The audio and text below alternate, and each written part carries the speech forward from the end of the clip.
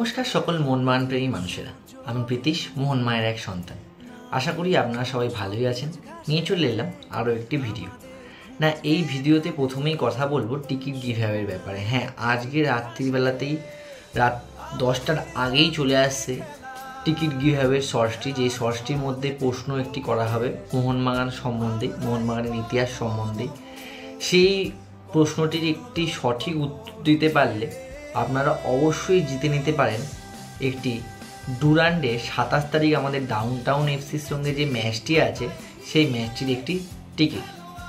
এবং অবশ্যই আপনাদের কমেন্টের সাথে আপনাদের নিজের ফোন নাম্বার অবশ্যই দিয়ে দিতে হবে। শর্টসটি পোস্ট হওয়ার ঠিক 6 ঘন্টার মধ্যে, শর্টসেও বলে দেওয়া থাকবে অবশ্যই, কিন্তু শর্টসটি পোস্ট হওয়ার ঠিক 6 ঘন্টার মধ্যে আপনাদেরকে উত্তর দিতে হবে। এবং তারপর আমরা লাকি ড্রয়ের মাধ্যমে বেছে নেব একজনকে, যিনি পাবেন কিনা একটি ডাউনটাউন এফসি ম্যাচের 27শে জুলাই যে ম্যাচটি আছে সেই ম্যাচটির একটি টিকিট। হ্যাঁ, তো যখন ডুরান্ডে কথা হচ্ছিল তো ডুরান্ডে নিয়েই কথা বলি।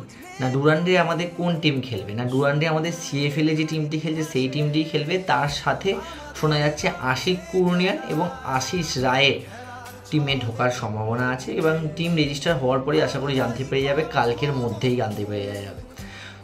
কীরকম পারফরমেন্সের আশা আমরা রাখতে পারি? না, পারফরমেন্স সিএফএলে তো আপনারা দেখতেই পাচ্ছেন মোহনবাগানের পারফরমেন্স একদমই বলার মতো নয়, অত্যন্ত কর্দজ পারফরমেন্সই বলতে পারেন।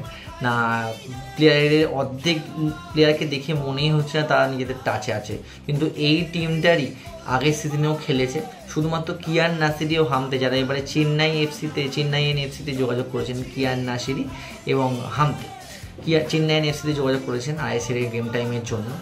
তারাই শুধুমাত্র নেই, তাদের বদলে এবং নতুন প্লেয়ার এসছে, লিওন কাস্টানা এসছে, সালাউদ্দিন এসছে, এবং তারা যথেষ্ট ভালো মানের প্লেয়ার। এবং বাকি যারা আগের সিজনে আইএসএল খেলা কিছু প্লেয়ার আছে এখানে, যেমন রাজ বাসফোর আছে, তারপর রবি রানা আছে, অভিষেক সূর্যবংশী আছে, আমানদীপ আছে। এদের কিন্তু আগের সিজনে হাফ টাচেও দেখা যাচ্ছে না। আমানদীপ তো টিমের বাইরেই চলে যাচ্ছে, রবি রানা স্টার্ট করতে পারছে না। তবে হ্যাঁ, সুহেল ভাট যে কিনা আগের বারে আইএসএল সিজনে ভালো খেলেছিল, এই সিজনেও ক্যালকাটা লিগে ভালো গোল খেলছে। কলকাতা লিগে অলরেডি 3টি গোল করে ফেলেছে, 3টি অথবা 4টি, আমি ঠিক একদম এক্স্যাক্ট এখন মনে পড়ছে না। 4টি গোল করে ফেলেছে, সরি হ্যাঁ 4টি গোল করে ফেলেছে, 2টি রেইনবোর সঙ্গে, একটি ডার্বি ম্যাচে এবং একটি কালকে ক্যালকাটা ব্লুজের সঙ্গে। তো 2টি পেনাল্টি মিসও কালকে করেছে।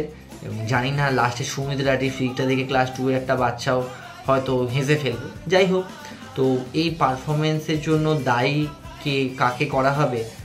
না, নতুন কোচ হয়ে আসা ডেগি কার্ডোজোকে। হ্যাঁ, আমাদের এবারে সিএফএর নতুন কোচ হয়ে আসছেন ডেগি কার্ডোজো, না আগের বারে ছিলেন বাস্তব রায়।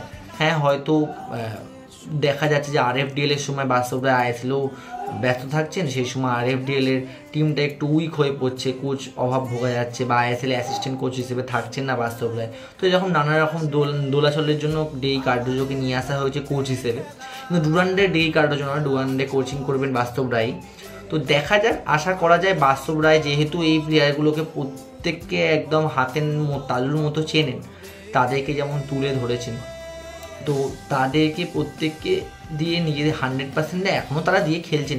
কেউ কোনো প্লেয়ারই মাঠে নেমে 100% দিয়ে খেলেন এরকম তাদের প্রফেশনালিজম নিয়ে আমি একদমই কথা বলছি না, কিন্তু দেখে মনে হচ্ছে তারা তাদের টাচের ধারে কাছে নেই। তবে হ্যাঁ, 2টি প্লেয়ারকে নিয়ে কথা না বললেই নয়, সেটা হচ্ছে সুহেল ভাট এবং ডার্বিতে খুব সম্ভবত ফার্স্ট হাফটা খেলা দিব্যেন্দু বিশ্বাস। তো এই দুজন প্লেয়ারকে দেখে মনে হচ্ছিল যে হ্যাঁ ঠিকঠাক আছে। এবং অবশ্যই একজনকে নাম না নিলেই নয়, যেটা হচ্ছে লেফট সাইড দিয়ে যে প্লেয়ারটি খেলছে ব্রিজেশ গিরি। আমানদীপ যে জায়গাটা দিয়ে খেলতো, অপারেট করতো, সেই জায়গাতে এই সিজনটা ব্রিজেশ গিরি পুরো অপারেট করছে এবং দেখে মনে হচ্ছে ভালো খেলছে। আশা করা যায় তিনি আইএসএলের যে টিমটি হবে মেন টিমে সেখানে চান্স পাবেন। হ্যাঁ, অবশ্যই আরও অনেক ইমপ্রুভ করতে হবে। তো এই হচ্ছে ডুরান্ডের ব্যাপার স্যাপার। ডুরান্ডের 27 তারিখ যে ম্যাচটি আছে ডাউনটাউন এফসি, সেই ডাউনটাউন এফসি ম্যাচটি এরই টিকিট গিভঅ্যাওয়ে আমাদের চ্যানেল থেকে আজকে।